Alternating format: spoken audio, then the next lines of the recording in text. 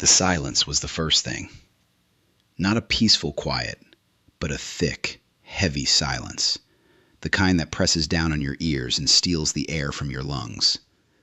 It fell over the village of Adwuma as if a giant hand had snuffed out every sound. The chirping of crickets, the distant bleating of goats, the murmur of gossip. All gone.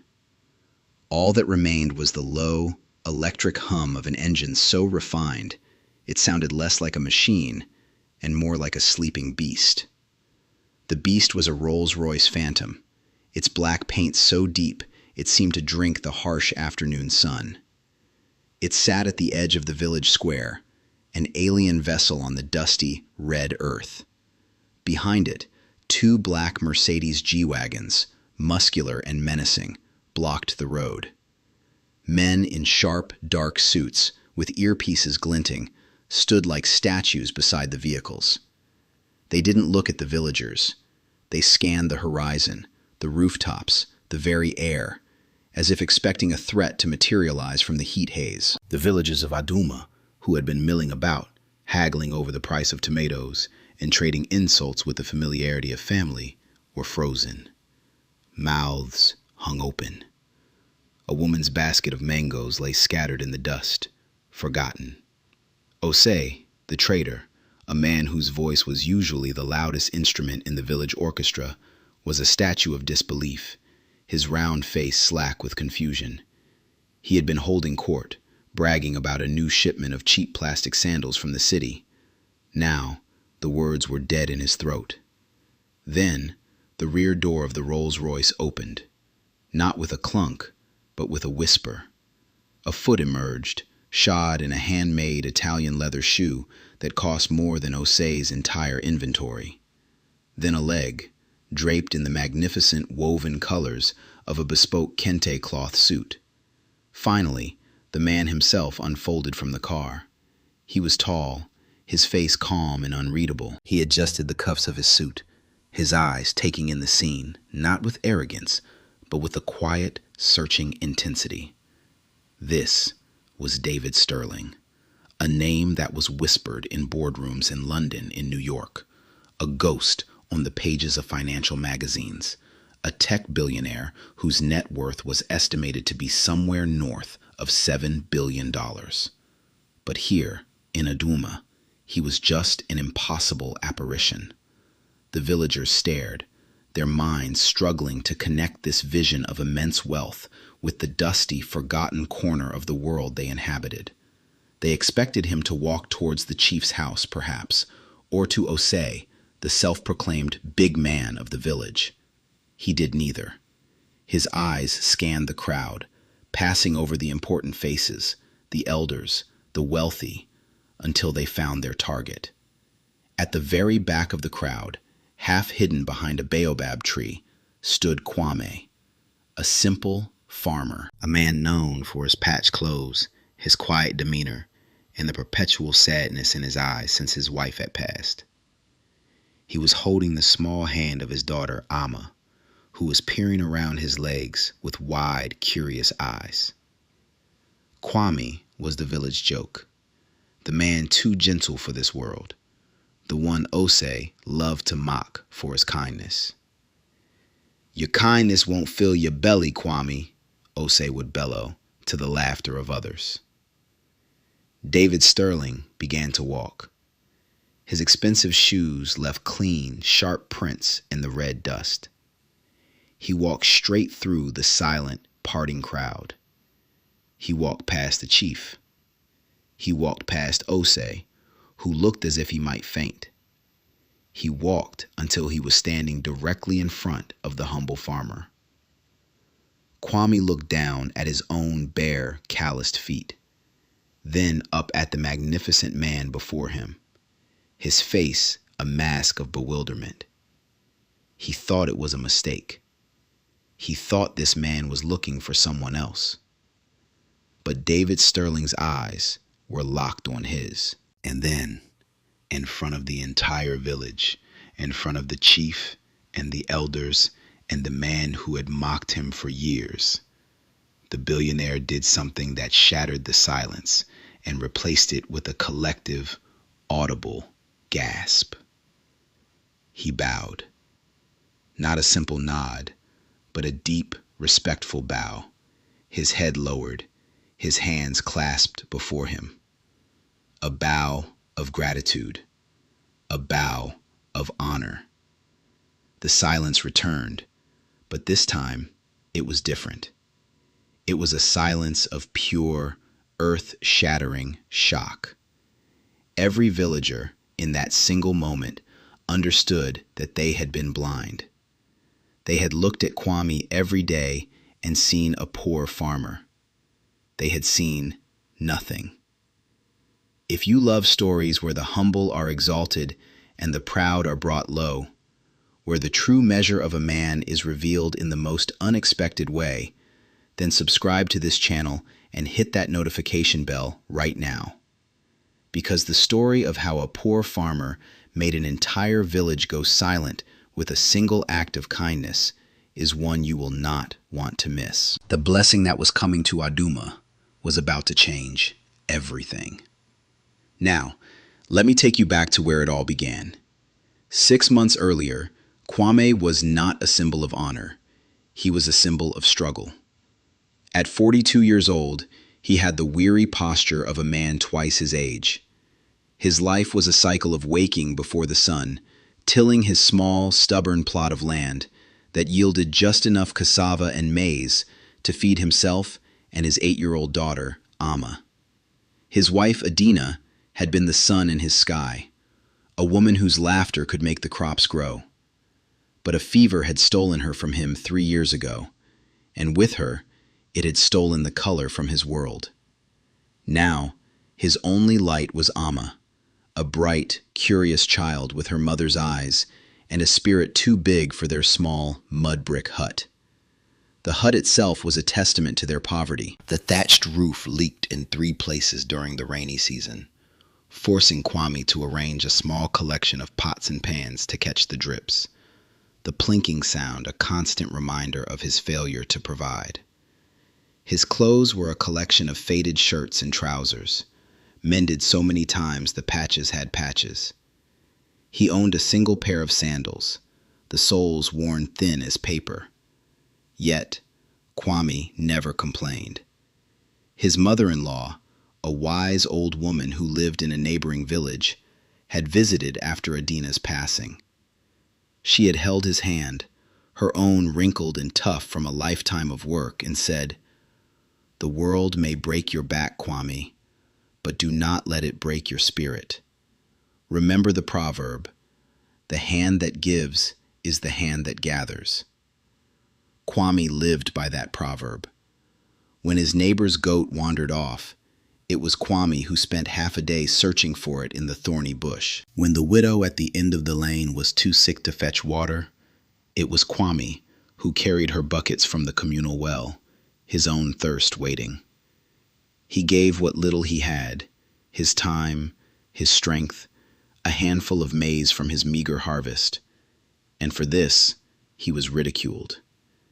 The chief architect of this ridicule was Osei. Osei was what the village called local rich. He owned the main provision store, a cluttered wooden shack filled with everything from soap and sugar to the cheap, brightly colored plastic sandals he was so proud of. He drove a creaky 20-year-old pickup truck that belched black smoke, but in Aduma, it was a chariot of commerce. Osei was large in body and in voice, a man whose laughter was always at someone else's expense. He saw Kwame's kindness not as a virtue, but as a weakness to be exploited. One market day, the cruelty was particularly sharp. Kwame had come to Osei's store needing a small bag of rice on credit. Amma had been feeling unwell, and he wanted to make her a simple rice porridge, a comfort food her mother used to prepare. His own harvest was still a month away, and his pockets were completely empty. He stood before Osei's counter, his hat in his hands, his eyes downcast. "Please, Osei," Kwame murmured, his voice barely audible. "Just a small bag. I will pay you back double as soon as I sell my maize. Osei leaned back in his chair, a cruel smirk spreading across his face. He made sure the other customers in the store were listening. Pay me back, Kwame? With what? With your kindness?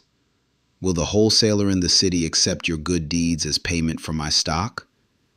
The other men in the store chuckled. Kwame's shoulders slumped. I will have the money. I promise. Osei picked up a small, dusty bag of rice. It was worth perhaps 20 cedis. He held it up. You owe me 300 cedis from last year's planting season, Kwame. Did you forget? Or did you pray the debt away? More laughter. Osei was enjoying the show. He was demonstrating his power, his importance. Look at you, he said, his voice dripping with contempt. Your daughter is sick, and you can't even afford a cup of rice. Your wife, may she rest in peace, must be so proud of the great man you have become. The mention of Adina was a knife in Kwame's heart. A hot, burning shame filled his chest. He could feel his eyes start to sting, but he refused to cry. Not here. Not in front of this man. He simply stood there, absorbing the humiliation, a silent statue of sorrow.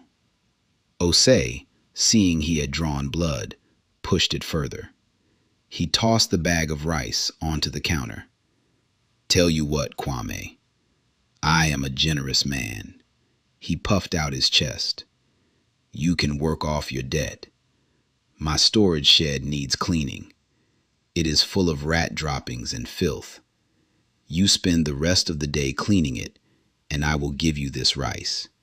And I will cancel 50 cedis of your debt. A good deal, no? It was a slave's wage. It was a public shaming. But Kwame thought of Amma's face, of her small body weak with fever. He swallowed his pride, a lump so large and bitter it almost choked him. Yes, Osei, he whispered. Thank you. As Kwame walked toward the dark, foul-smelling shed behind the store, he heard Osei's booming voice declare to the others, You see? That is what kindness gets you. A job cleaning up rat filth. I tell you, in this world, you are either a lion or a goat.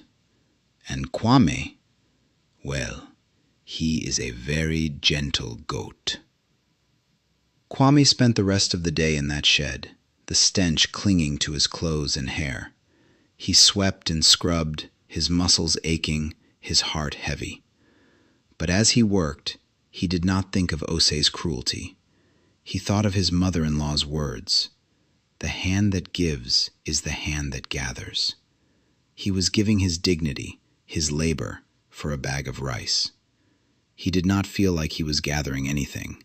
He felt empty, stripped bare. That night, as Amma ate the warm porridge, her face finally gaining a little color, she looked up at him and smiled. Thank you, Papa.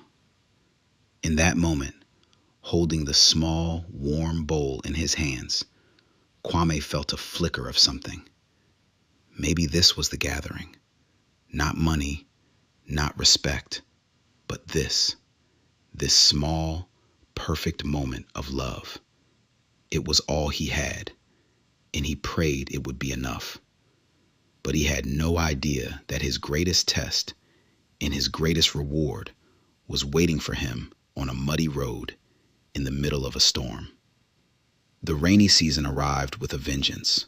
For a week, the sky was a bruised purple, and the clouds unleashed a relentless torrent that turned the world to mud. The dirt roads of Aduma and the surrounding countryside dissolved into thick, impassable rivers of red sludge. The river overflowed its banks, and the farmers worried for their newly planted seeds. It was on the 8th day of the storm that the incident occurred.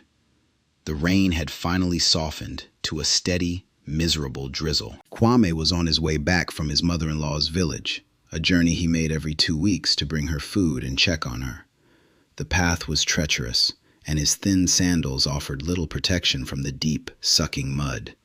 He was cold, hungry, and soaked to the bone. All he could think about was getting back to his hut, to Amma, to the warmth of a small fire. As he rounded a bend on the main track leading back to Adwuma, a track rarely used by outsiders, he saw it. It was a car. But it wasn't just any car. Even covered in mud, it was obviously a vehicle of immense quality and expense. It was a deep forest green with elegant sweeping lines from a bygone era. A 1968 Mercedes-Benz 600 Pullman, though Kwame wouldn't have known the name. He just knew it looked like something a president would ride in. And it was stuck. Not just a little stuck, but deeply, hopelessly buried. Its rear wheels were sunk almost to the axles in a soupy pit of mud, spinning uselessly and spraying a fine brown mist into the air. A man was standing beside it, his hands on his hips, staring at the predicament with a look of pure frustration. He was a foreigner, a white man, dressed in simple jeans and a t-shirt that were now as caked in mud as the car. He kicked one of the tires, a gesture of pure, impotent anger. Just as Kwame was about to approach, he saw others from his village coming down the path.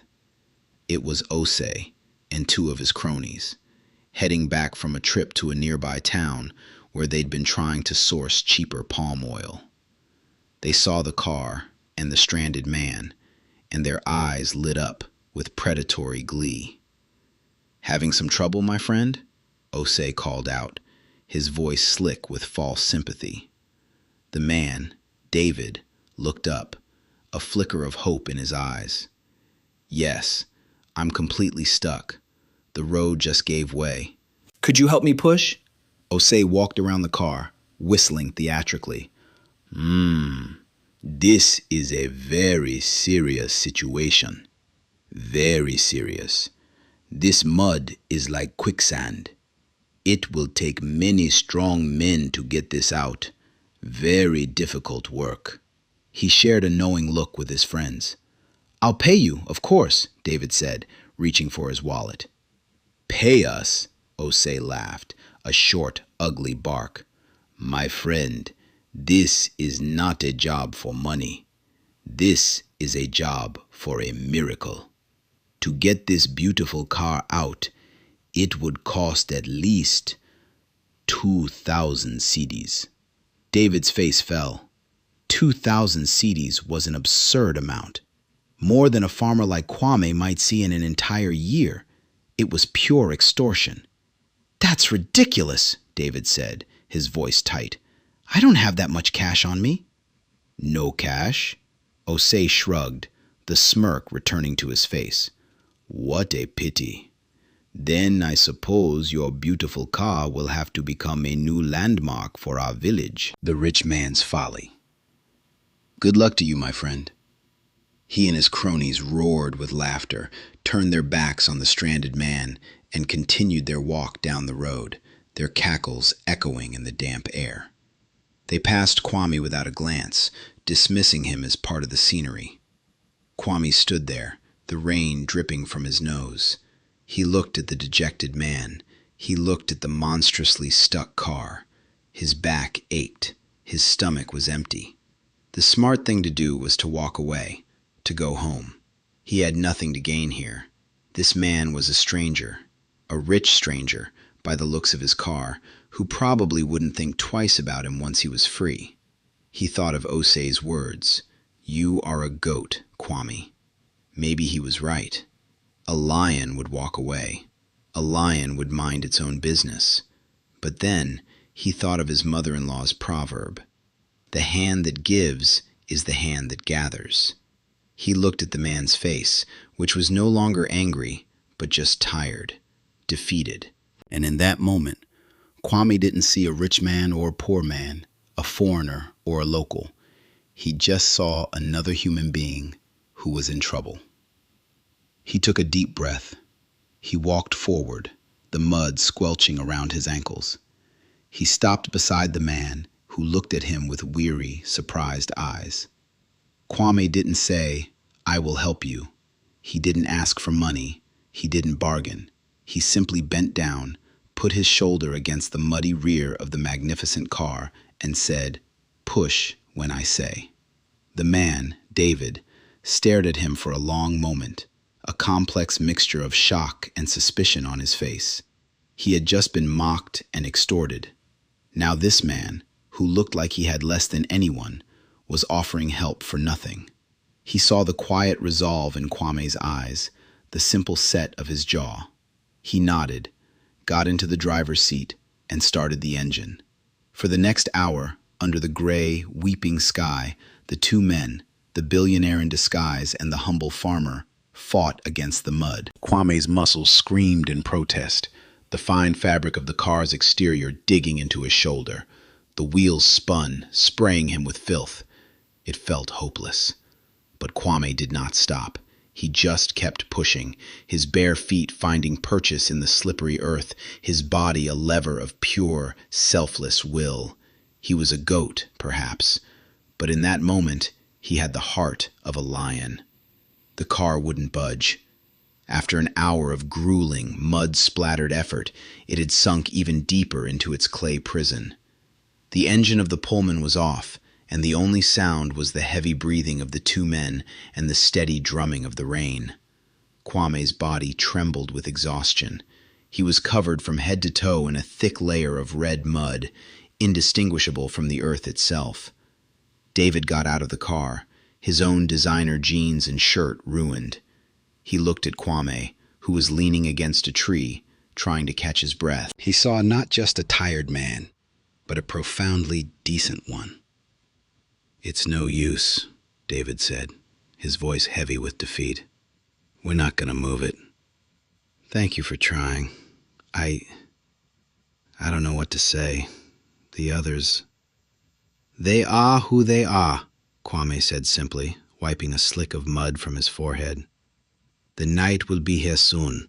The road is not safe. You cannot stay here." David looked around at the darkening, dripping forest. There were no lights, no houses, no signs of civilization besides the useless, muddy track. A feeling of genuine vulnerability, something he hadn't felt in decades, crept over him. "I have a driver," he said, pulling out a satellite phone from a waterproof pouch. "He was following in another vehicle, but we got separated. There's no signal here anyway." Kwame nodded, as if this was all perfectly normal. "You will come to my home," he said. It wasn't a question, it was a statement. "It is not far. It is humble, but it is dry. And there is food." David hesitated. He was David Sterling. His life was a fortress of security teams, five-star hotels, and private jets. The thought of going to a stranger's hut in the middle of nowhere was against every protocol, every instinct for self-preservation he had honed over the years. His security chief, a stern ex-Mossad agent named Michael, would have a heart attack. But then he looked at Kwame's face. There was no guile in it, no hidden agenda. There was only a simple, profound humanity. "Okay," David said, the word feeling foreign and liberating in his mouth. "Okay. Thank you." The walk to Kwame's hut was short but arduous. David, used to carpeted hallways and chauffeured drives, slipped and stumbled in the mud.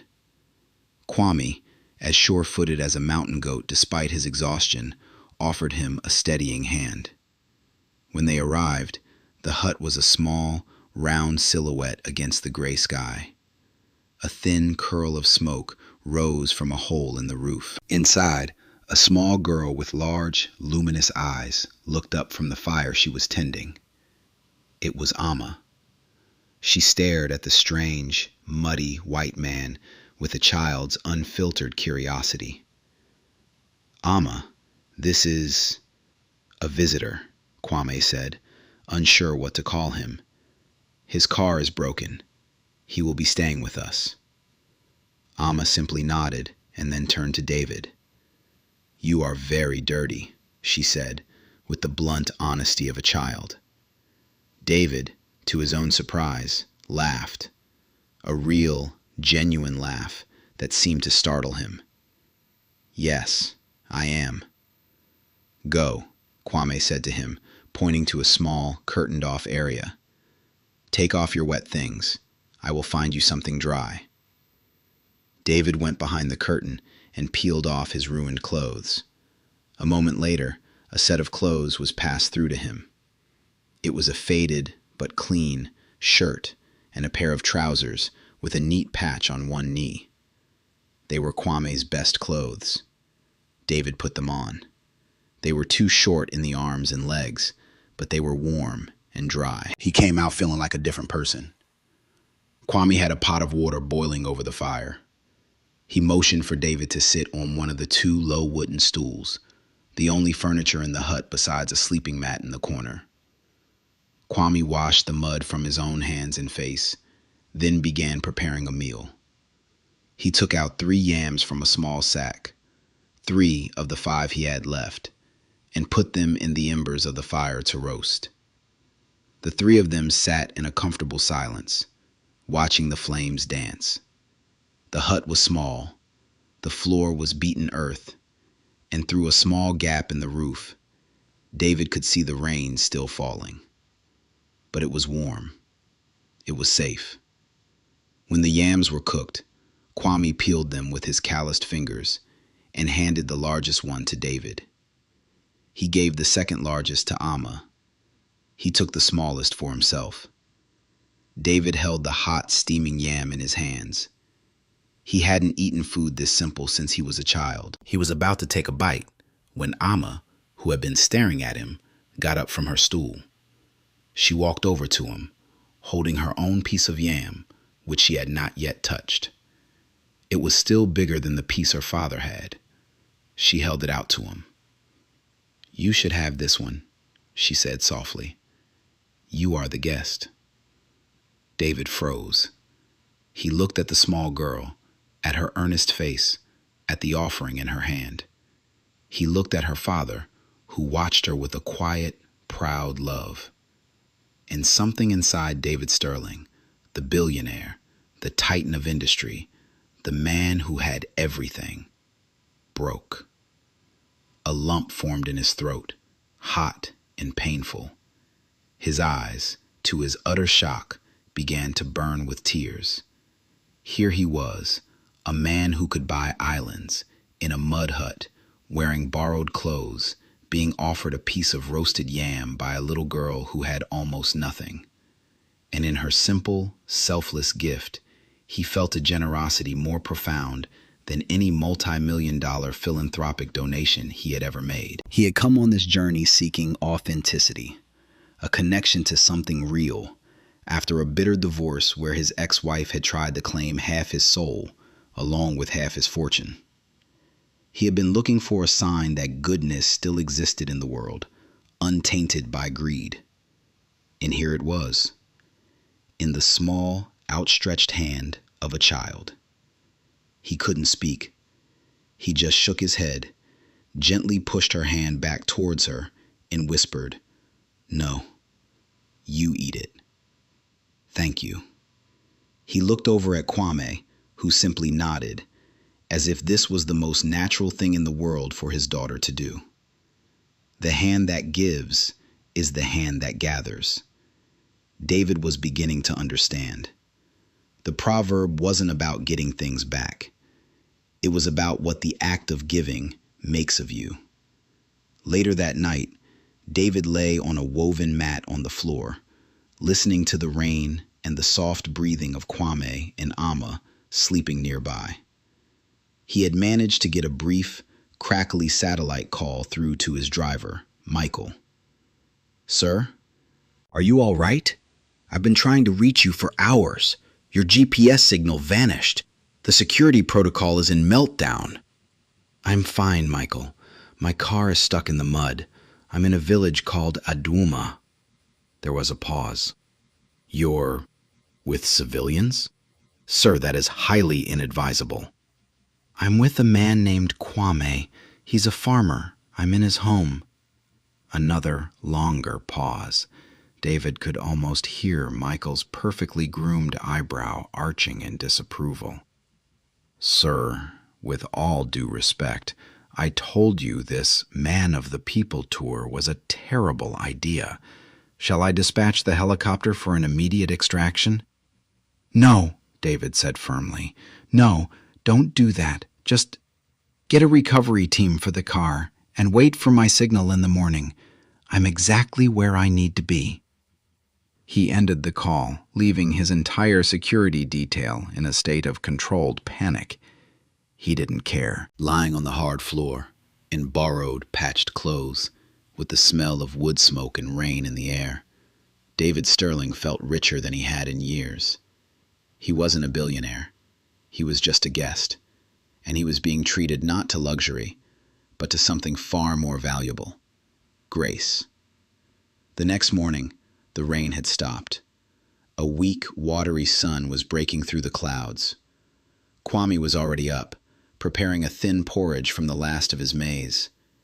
He offered the largest bowl to David, who accepted it without a word, the humility of the gesture now a familiar, comforting ache in his chest.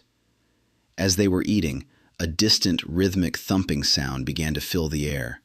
Whump, whump, whump, whump. Amma's eyes went wide. "What's that noise, Papa?" Kwame went to the door of the hut and looked out.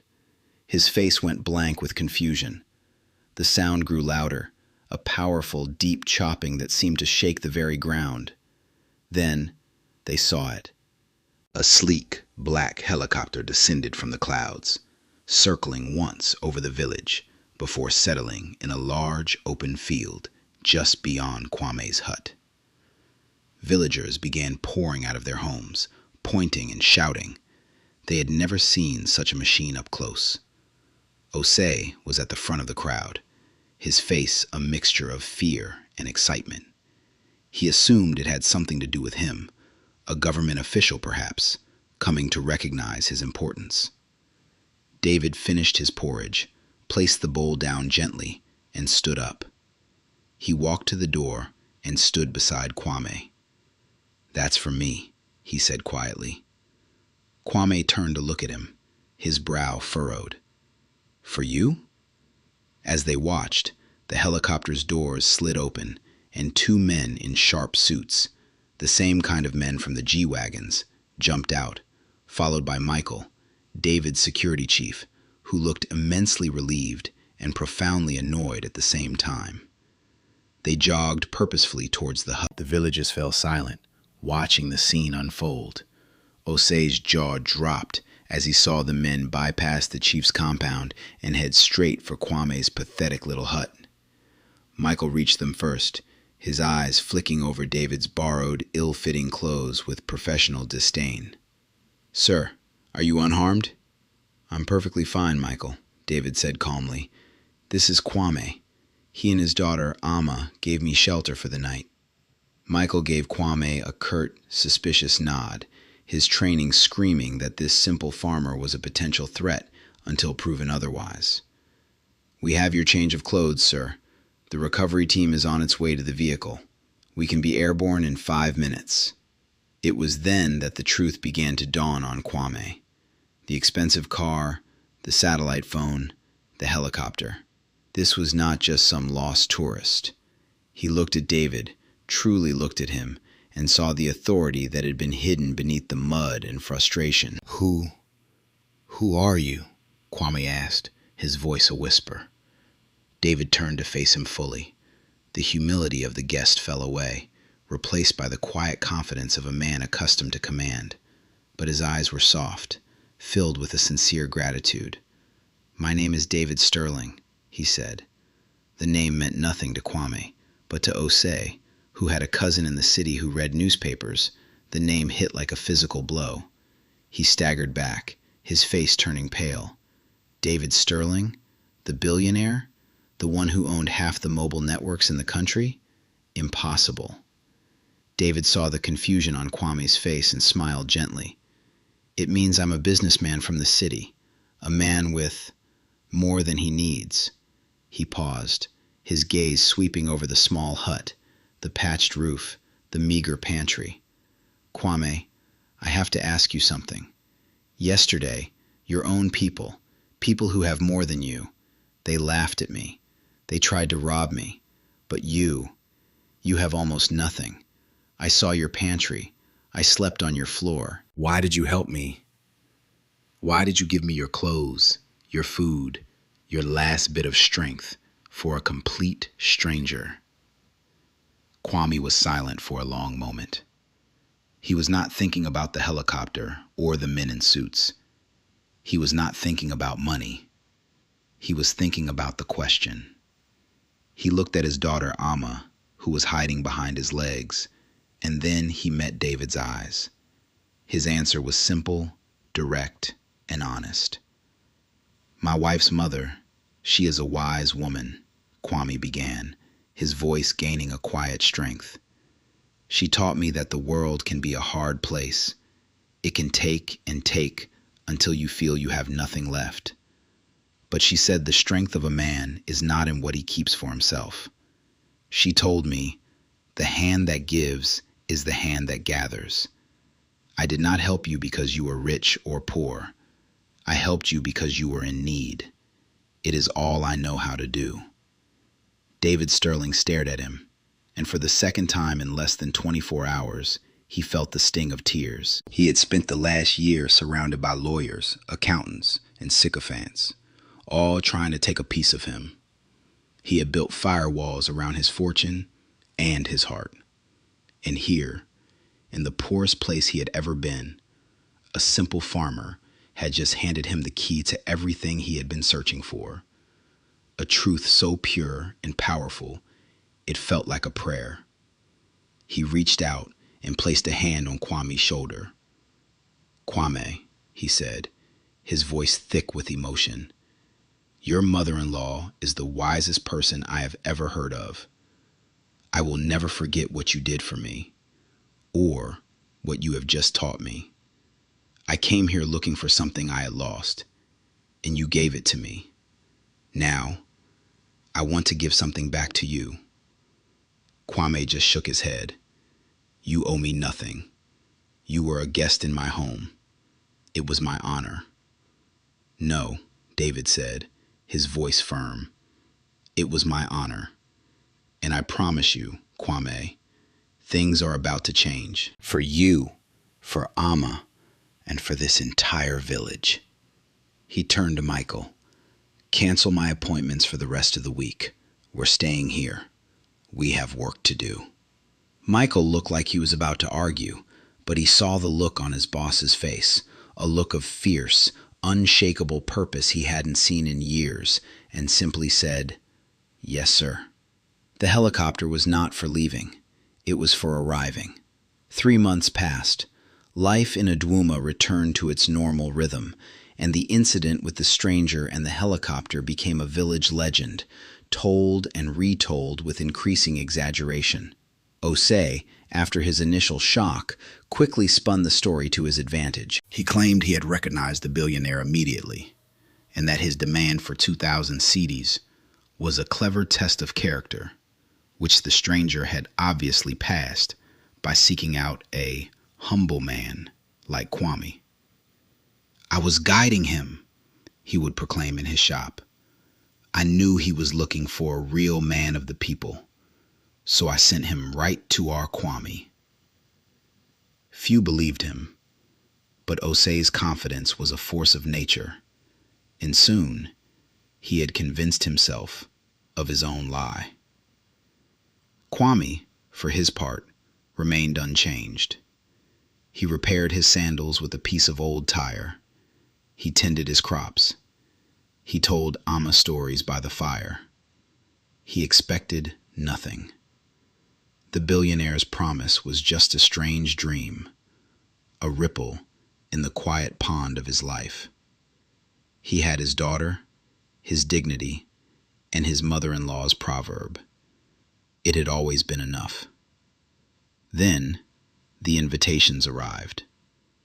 They were delivered by a young man on a new motorcycle, and they were printed on thick, creamy cardstock that felt impossibly luxurious. Every household in Aduma and the surrounding villages received one. It was an invitation to a community appreciation ceremony and feast to be held in the village square. The patron of the event was listed as the Sterling Foundation. Osei was ecstatic. "It is happening," he declared to anyone who would listen. "Mr. Sterling has not forgotten my wisdom. He is coming back to honor me for my contribution to his journey." He bought a new, ridiculously shiny suit from the city and spent the week practicing a speech in front of a cracked mirror. He was certain the feast was in his honor. On the day of the ceremony, the village square was transformed. Long tables, covered in white linen cloths, were set up. Huge pots of jollof rice, fried plantains, and pepper soup bubbled over open fires, the smells wafting through the air, a feast the likes of which Aduma had never seen. The entire village was dressed in their finest clothes, a nervous, excited energy buzzing among them. Kwame and Amma stood at the very back, near the baobab tree, feeling out of place. Kwame wore his usual patched shirt, the one David had borrowed. He felt it was the most honest thing he could wear. He had no illusions. This grand event was for important people, not for him. At precisely noon, the sound returned. The low, powerful hum of expensive engines. The silence fell, just as it had before. The convoy appeared at the edge of the village. A black Rolls-Royce Phantom, gleaming like polished obsidian, flanked by two imposing G-wagons. The villagers gasped. The legend was real. The cars came to a stop. Men in dark suits emerged, securing the area with quiet, intimidating efficiency. Osei, sweating in his tight new suit, pushed his way to the front of the crowd, a grotesque, beaming smile plastered on his face. He was ready for his moment. The rear door of the Rolls-Royce whispered open.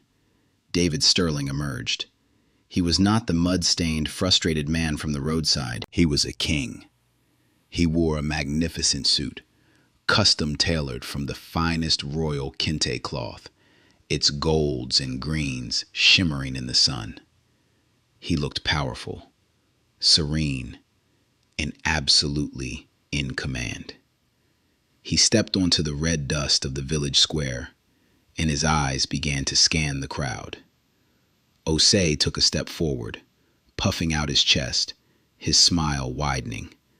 "Mr. Sterling, welcome back. We are so honored," he boomed. David Sterling's gaze passed over Osei as if he were a stone in the road. His eyes continued to search, sweeping past the village chief, past the elders, past all the faces of those who had stood by and watched him, stranded and alone. His eyes found the back of the crowd, and they locked onto the humble farmer in the patched shirt, the man who had offered help without a price. A slow smile spread across David's face. He began to walk. The crowd parted before him like the Red Sea. He walked past the laden tables of food. He walked past the stunned chief. He walked right past Osei, whose smile had frozen and was now beginning to crumble. He didn't stop until he was standing before Kwame and his little girl. Kwame looked down, overwhelmed, wanting to disappear into the earth. But David gently put a hand under his chin and lifted his head. "Hello, my friend," he said, his voice soft, but clear enough for the entire village to hear. And then, for the second time, in front of everyone, David Sterling bowed. A deep, slow, deliberate bow of profound respect. He bowed to the farmer in the patched shirt. The collective gasp of the village was a hurricane of shock and dawning realization. Osei's face had gone from white to a sickly green. David straightened up and turned to face the silent, astonished crowd. He took a microphone from an aide. His voice, amplified, boomed across the square, calm and resonant. "People of Aduma," he began. "3 months ago, I was a stranger on your road. My car, a possession of great value, was stuck and worthless. I was in need of help." His eyes briefly flickered to Osei, a glint of cold steel in them. "Some of you saw my predicament as an opportunity for profit. You saw a stranger and quoted him a price. You saw my need and you laughed." Osei looked like he wanted the ground to swallow him whole. "But one man," David continued, his voice softening as he turned back to Kwame, "saw something different. He saw not a stranger, but a fellow human being. This man, Kwame, was tired. He was hungry. He had less than any of you. And he offered me everything he had. His strength, his home, his food, his dignity." He gestured for Kwame to come forward. Trembling, Kwame took a hesitant step. David put a strong, reassuring arm around his shoulders. "I am a wealthy man," David said to the crowd. "People think that means I am powerful. But that day, I learned what real power is. It is not in what you can buy. It is in what you are willing to give when you have nothing to gain. That is the wealth of character. And in that regard, Kwame is the richest man I have ever met." A tear traced a path down Kwame's dusty cheek.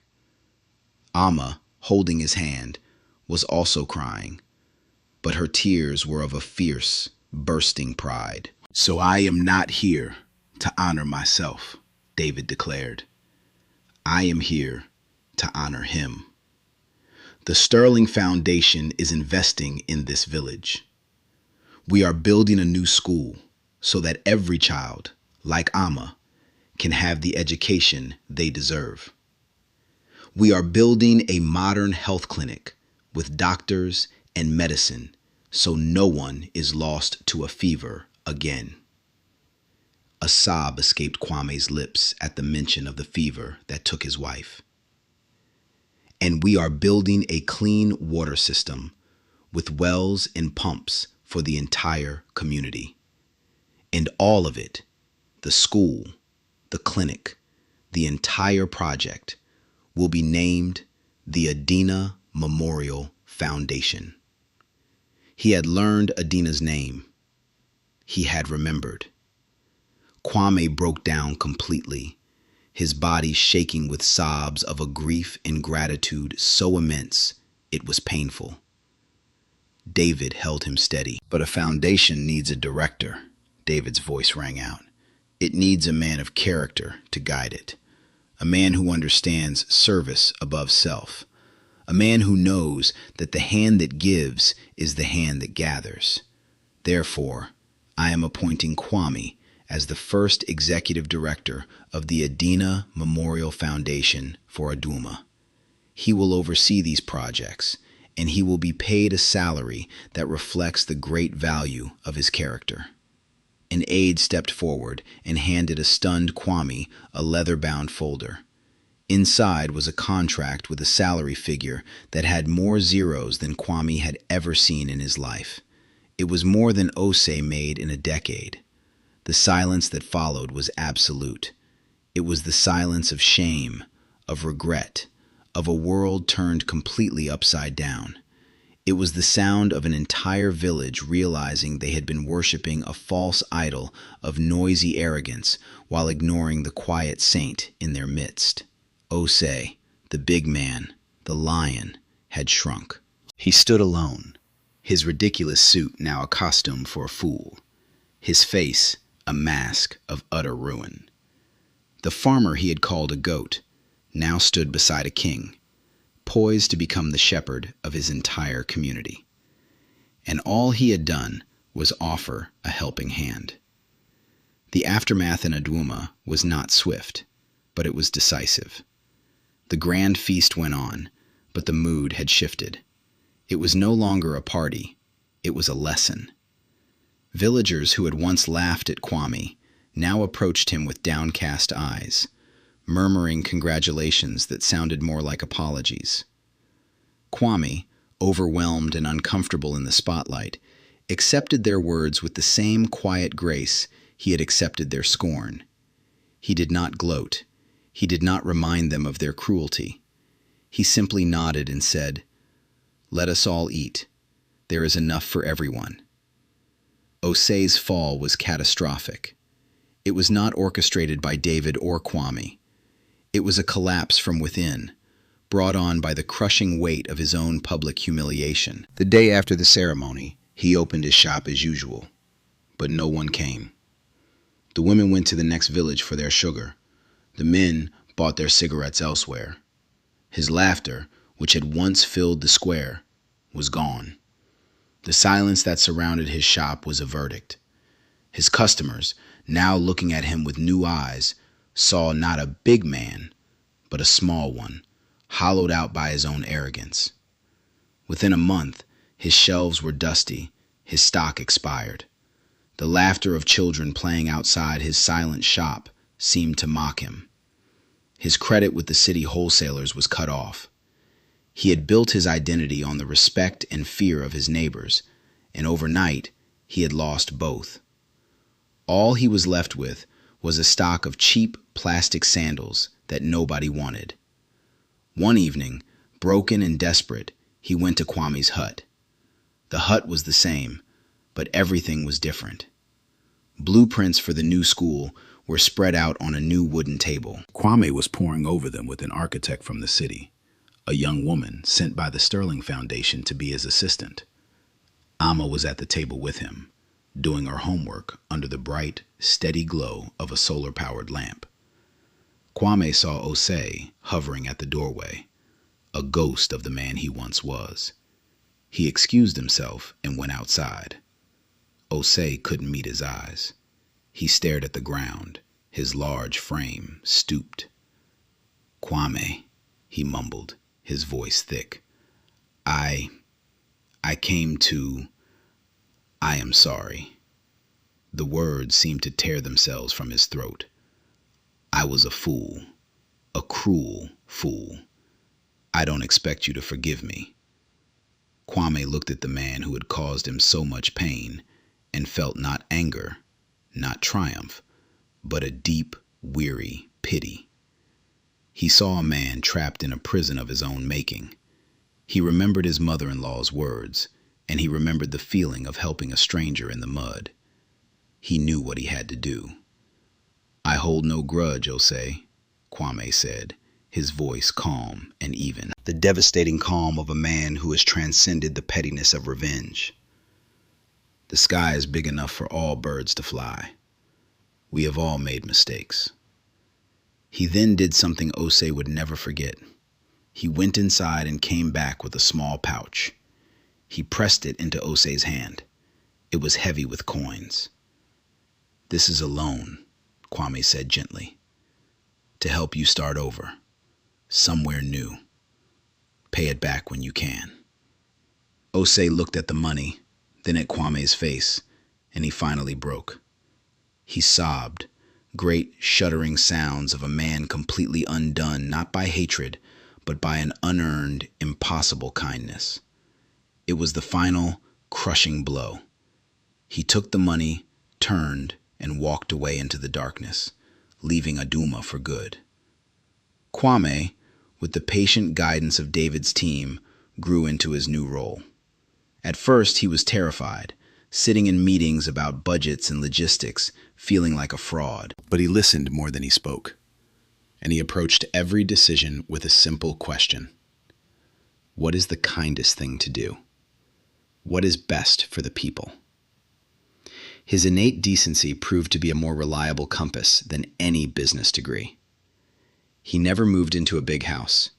He expanded his small hut, adding a room for Amma and a proper study for his work. But he stayed on his land.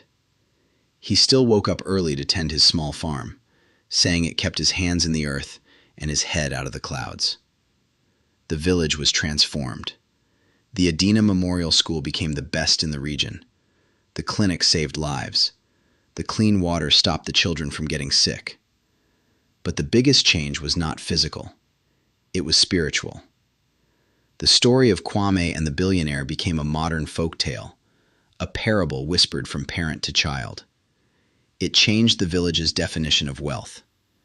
A year later, at the grand opening of the new community center, David Sterling returned. He and Kwame stood together on the stage. The inaugural meal was served to every single person in attendance, from the youngest child to the oldest elder. It wasn't fancy cuisine. On every plate was a simple, perfectly roasted yam, a symbolic callback to the small, profound gift that had started it all. As David watched Amma, now bright-eyed and thriving, hand a plate to a neighboring child, he leaned over to Kwame. "You see, my friend," he said, his voice filled with quiet wonder. "The hand that gives truly does gather. It gathers everything that matters." A man's worth is not measured by the contents of his wallet, but by the kindness in his heart. It is not found in the noise of his boasts, but in the silence of his service. For when life tests a person's character, it is not what they have that is revealed, but what they are willing to give.